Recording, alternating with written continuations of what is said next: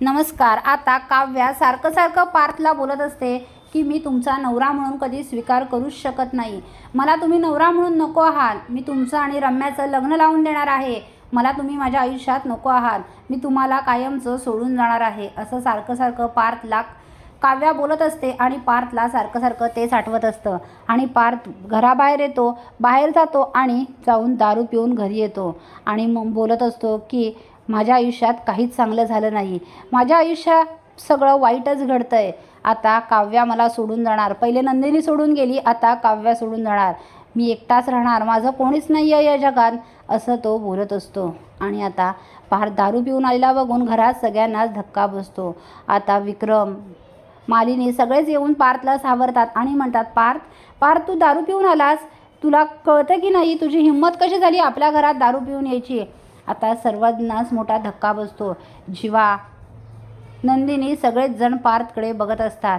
आता जीवा हा पार्थला नेऊन रूममध्ये ठेवतो आणि म्हणतो की काय झालं दादा तू दारू पिऊन आलास? अरे आपल्या घरात दारू अलाउड नाही आहे, माहिती आहे ना तुला?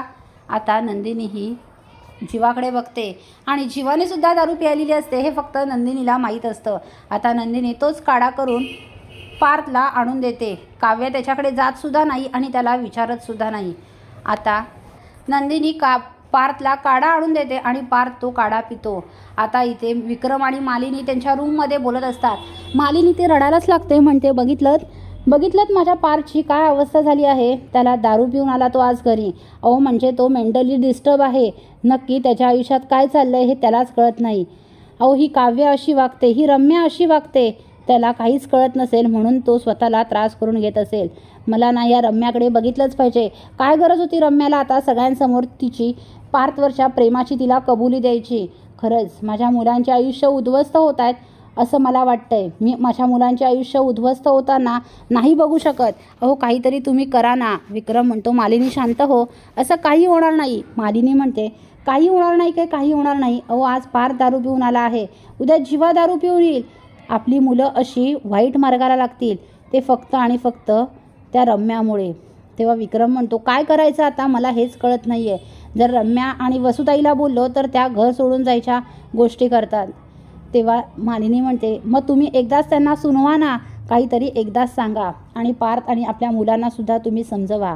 आता इथे नंदिनी काव्याला म्हणत असते, काव्या तुमच्यात काही भांडण झालं आहे का?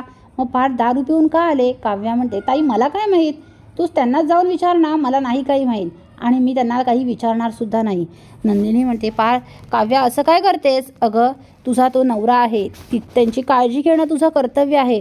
तू त्यांना जाऊन विचार आणि त्यांना म्हणावं असं स्वतःला त्रास करून घेऊ नका आणि अशी दारू पिण्याची काही गरज नव्हती, त्यांना सांग।